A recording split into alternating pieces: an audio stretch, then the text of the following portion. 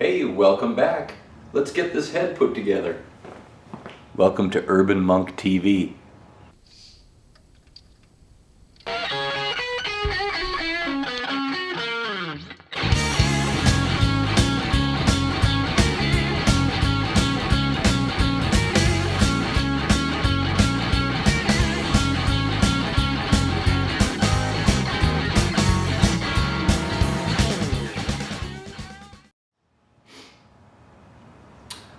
So I am very happy to report that I have got the V-Strom back together. I don't know, some of you guys that are following this series on the Cafe Racer build with the GS550, maybe you're watching some of my stuff on my everyday bike, the V-Strom.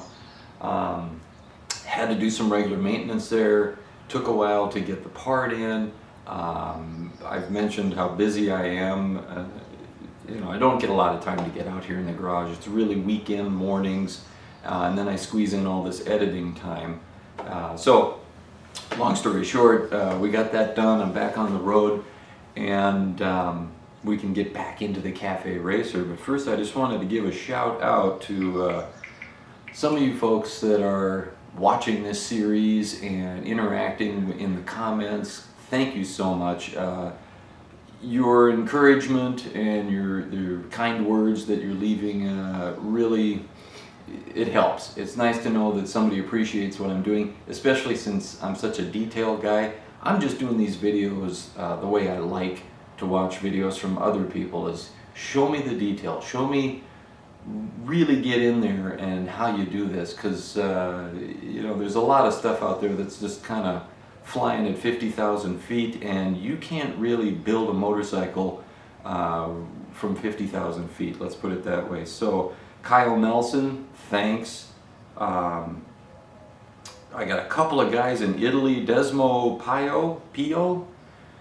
I'm so sorry if I'm mispronouncing that. I'm a dumb American. We mispronounce everything. That's like a rule. You come to the US and you got to learn to mispronounce everything from everywhere else in the world. I'm terribly sorry about it. Moto 5, thank you again for watching. I think everybody's going to mispronounce that one. Desmo Duke, I know he's in Italy. Very cool, you know, it's just, I'm digging this.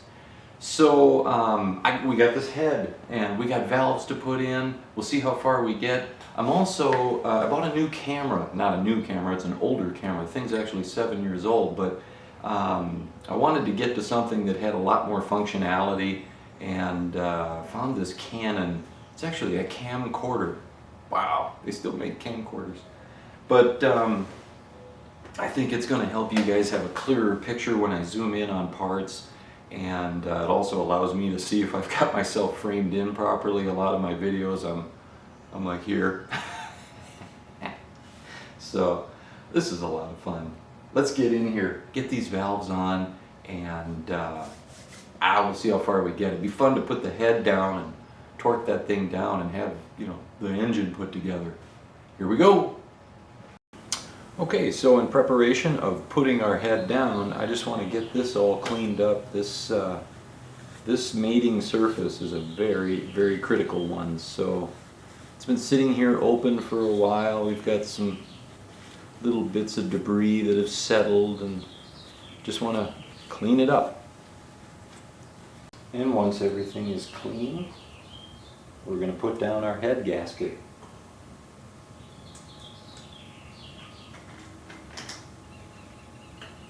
And that really should only fit on this particular engine. I would guess a lot of them.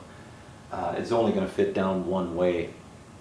And I mean, you can flip it and put it down, but it's going to be so obviously wrong that it's tough to get it wrong.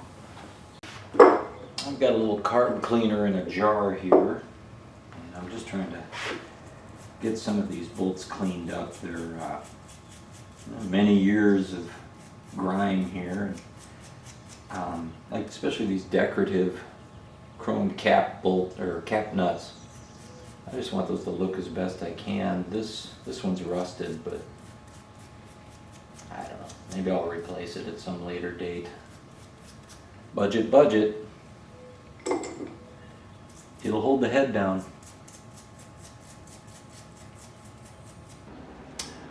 Okay, next step is to put our valve seals down on top of the valve guides. These seals are a small little cap thing like this, and I've grabbed a deep well socket. This one's a 7/16, and it puts pressure against the metal part of the outside of the cap on this seal and not against any of the rubber or the spring. And so that's why I've chosen this size, and I'm just going to use that to press these down. You just want to get a little oil on these before you put them on. And this is engine oil that same oil I use in the crankcase on all my motorcycles. And we'll see if I can fit that one. I might need a pliers.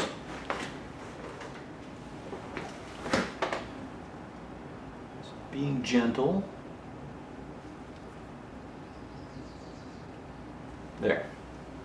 So it's just holding in place barely. I'm going to put this around that outside edge, just lightly tap it in.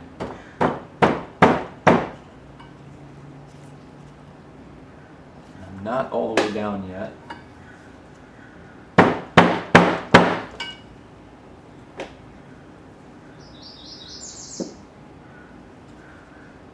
There. Doesn't take much. And again, you don't want to be pressing on the rubber on the inside of these things. This would be a test of the new camera. Don't be pressing on the rubber in here. Press on the outside. You know, put the pressure on the metal. Okay, I've got these 4 in. Turn around and do my intake side.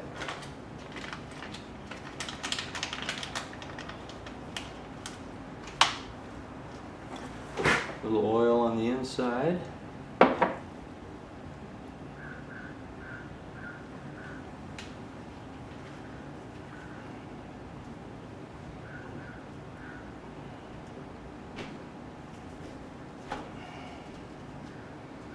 Make sure it's straight. Oh yeah, I could feel that. That popped right on. It doesn't take a lot. 3 more to go. Okay, so I got all my valve shims, and now I've just got some paper towel. This is shop towel. And I'm just going to run the screwdriver around inside these buckets and just make sure I get any final debris that may sit between the shim buckets and the outside of the head where that rides. And I don't want to have wear from some bit of debris. Clean, clean, clean. And then we've got a rectangular O-ring that goes around this cam chain compartment. I don't know. Call it what you will. Get him in there. And then I'm just going to put some grease on that.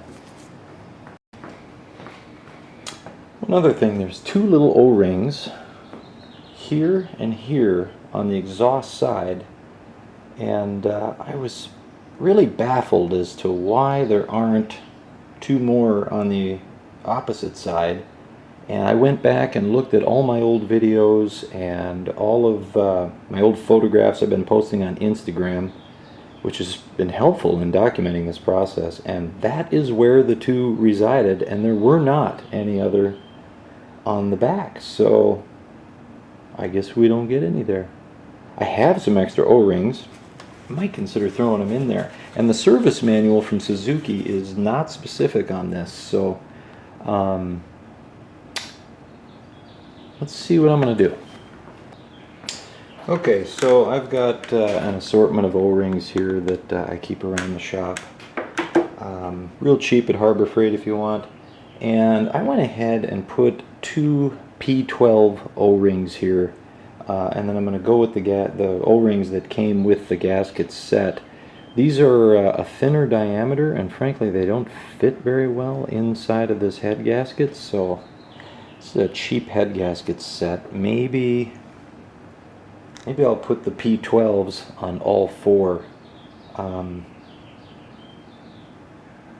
Yeah, I'm going to swap these out. I'm going to put P12 metric O-rings on all four of these because the oil rides up. My guess is that it comes up from the oil pump under pressure on the front and just drains back, not under pressure, but gravity drain back on the other side. So maybe that's why they don't bother with the O-ring back there, but I'm putting O-rings there. Okay, so now that we have all of our valve guides, or not the guides, the seals in, it's time to start putting the valves back in the head. And a couple of things we want to note here. One is I kept all of the springs and their little keepers in order with the valves that they came off of. Service manual recommends you keep them with the same valve. If you got these all jumbled up, I suppose it's not the end of the world, but when you're putting them back in, there is a correct top and bottom to these springs, and I want to show you how to see that. The bottom, the part closer to the piston or down, has a tighter wind to it. So you got two springs here, and the wind is pretty loose up here, but then it tightens up at the bottom, and on both of these. That is bottom. The looser wind is at the top where the retaining cap goes. And also don't get these top caps mistaken for the I don't know what you call it. There's one of these at the bottom and it's different. So make sure that you got the top on the top and the bottom on the bottom. In my case, the bottom stayed on the valve guides the whole time, so I never took them out of the heads. And so there's your bottom. Okay, I'm going to start with the number 4 exhaust valve here. So I'm going to get some assembly lube all along the stem of this valve and get that nicely lubricated. Making a mess, so I'm going to put some extra here on the intake because you're next. You can use moly grease here too. I guess you could use engine oil, but I like to have something that is a little thicker, because there is oil passages here. They do get oil flow, but a lot of what happens between the guide and the stem here is gravity and just mist, and well, maybe not in that spot, but you're not getting a lot of lubrication initially on startup, so put something there. Anything is better than nothing. So run this up, put my valve in, pop it up through the seal, which should be nice and snug, and that'll hold it nicely because these are new seals. And then back to my barely adequate tool, but seemed to be working. We're gonna get the springs in here, right side down.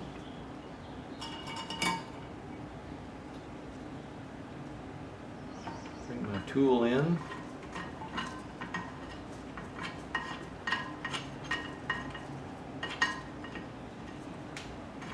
Sorry, I probably could have adjusted a lot of this before I started on the first one here. But essentially, get that situated on top and start cranking that spring down until we get access to those little lips around the there we go.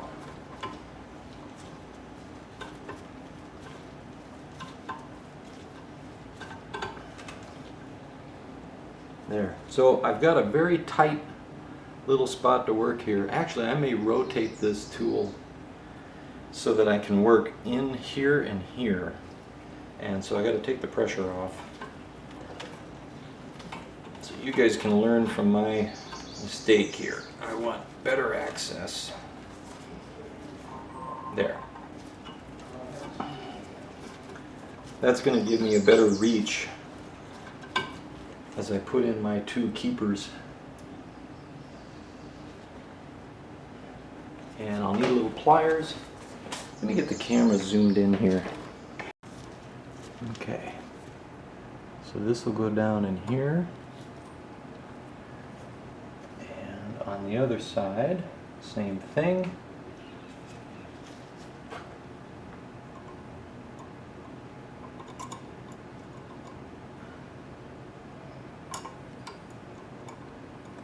Working with my left hand, trying to not block the camera. Just take your time with it. Don't be in a hurry. Ay, ay, ay.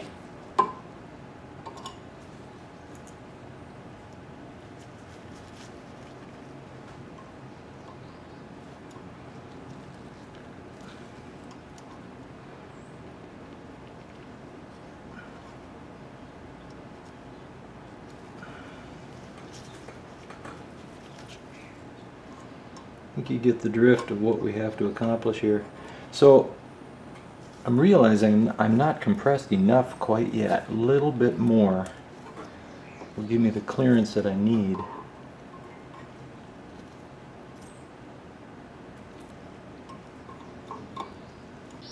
Okay, that took me a while.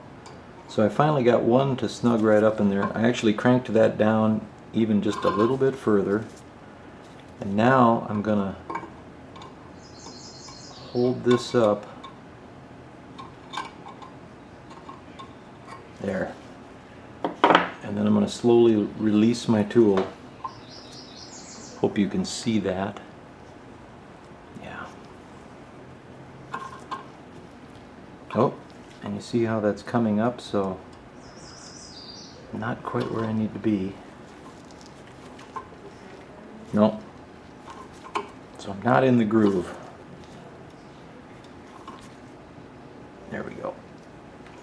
Maybe what I'll try is holding them together as I bring it up.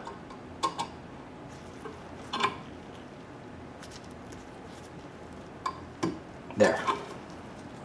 Oh, no. I'm kittywampus.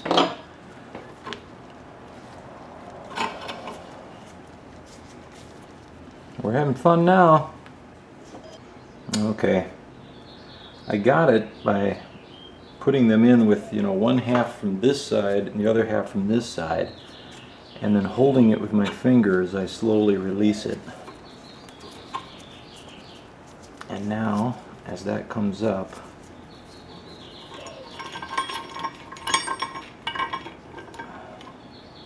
it's holding my valve. So took some monkeying around. I'll get better as I go, but just take your time. What an awfully adequate tool.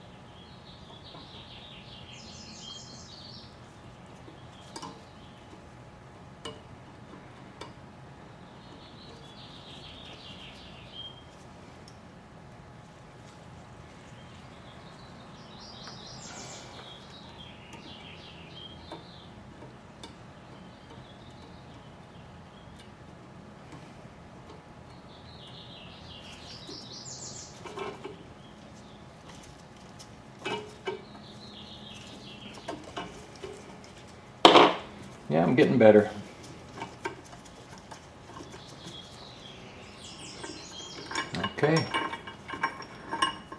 2 valves in. One other thing I want to mention about these keepers is they have a taper to them, and I don't know if you can pick that up, but the way I've got these oriented now,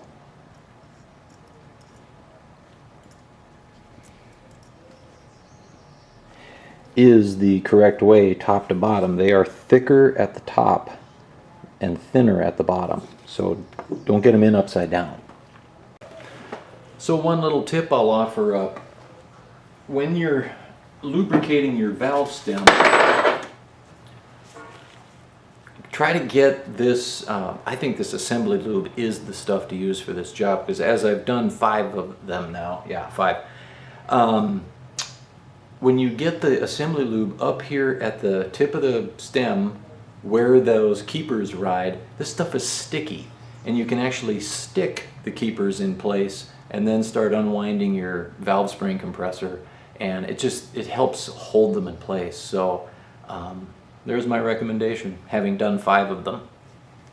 Okay, we've got the valves in our head and everything's buttoned up there.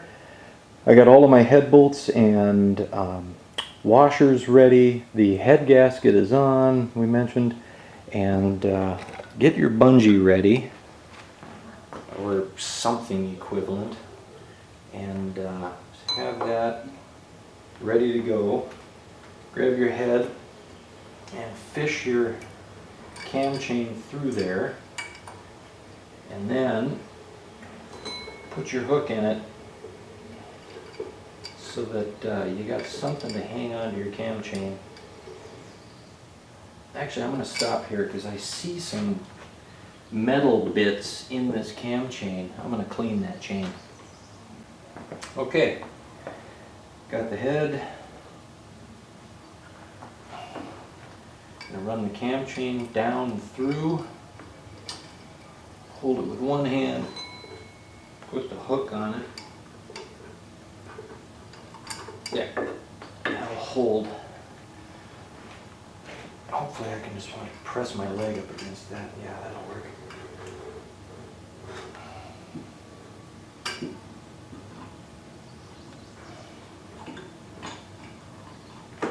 One last look at my O-rings.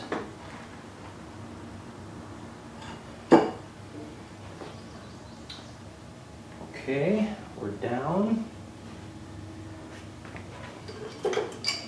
Cam chain is held. I'm just going to get my flashlight and do one final close inspection on these O-rings before I snug down here.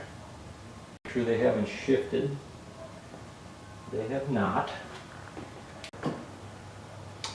And we're lined up on our dowels. So we have 4 copper washers and 8 just steel. The 8 steel go with these regular nuts, and the copper washers go under these nice chrome cap nuts. The chrome cap nuts go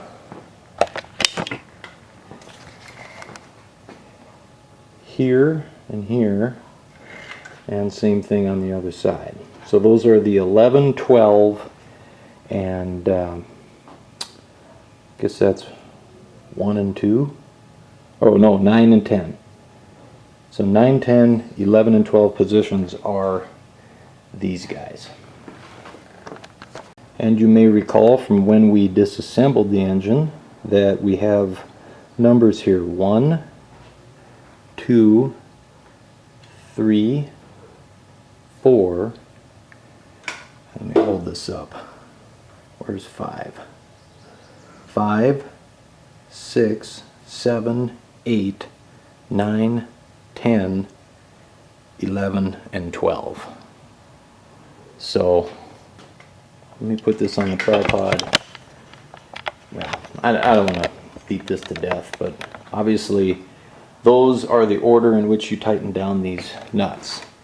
And the torque spec for these head nuts is 16.5 to 19.5 pound-feet, and I'm sorry I didn't catch the Newton meters when I had my computer booted up, but just go convert that on a Google, online conversion tool if your wrench reads in Newton meters. But 16.5 to 19.5 pound-feet, I'm probably going to go somewhere in the middle and assume that my torque wrench is plus or minus a little bit. And so if I'm in the middle, I'm probably in a good spot. So let me go set my torque wrench, and then we'll put all of these washers and nuts on. So first I'm just going to put those chrome cap nuts on with the copper washers under them, and draw the head down slowly from here with just those two, and just bring it down on the dowels. I'm not torquing tight. Now see, this side I'm all the way down, so I need to come down on this side. And I'm just going to watch as I bring it down. One thing I've neglected to mention, by the way, this is 12 millimeter and I'm using a 6-point socket. Okay, so the head is now down and these are snug, but not torqued in any way, shape, or form, very loose. I just ran a little squirt of motor oil around the inside of each cylinder just to be some initial lubrication there on the first startup. So I don't know, it's a 1/4 teaspoon or something, milliliter of oil, not sure. After we got the chrome, I'm sorry, not the chrome, well yeah, chrome caps and copper washers, then the steel washers and the just plain old carbon steel nuts go down on all of the other head bolts. There are 8 of these.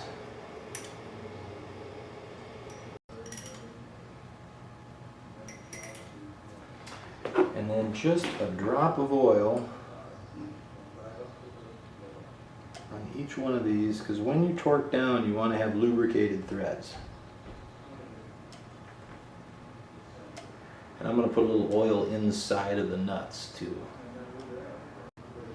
1, a little bit, 2, a little bit, 3, a little bit, 4, 5, 6, 7, 8, 9, 10, 11, 12. Back to 1. 10, 11, 12.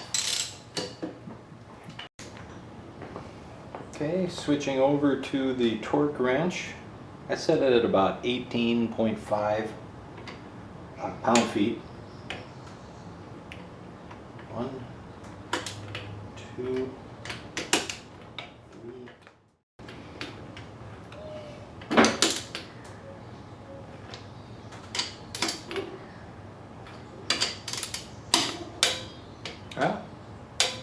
10 is there.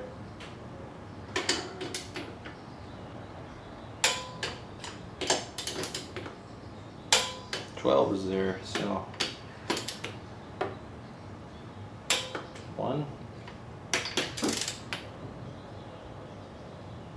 2,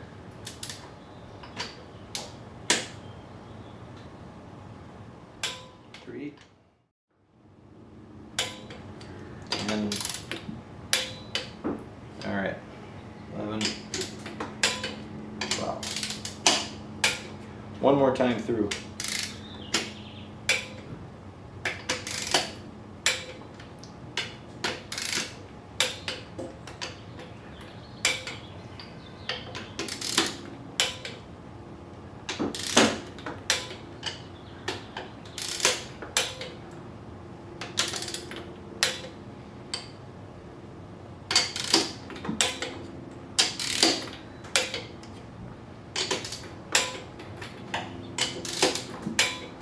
All right.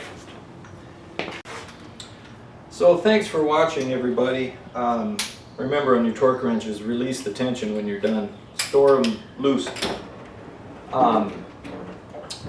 Next time we come together, we'll put the camshafts on, the tappet buckets, the shins, and we'll start measuring all of our clearances.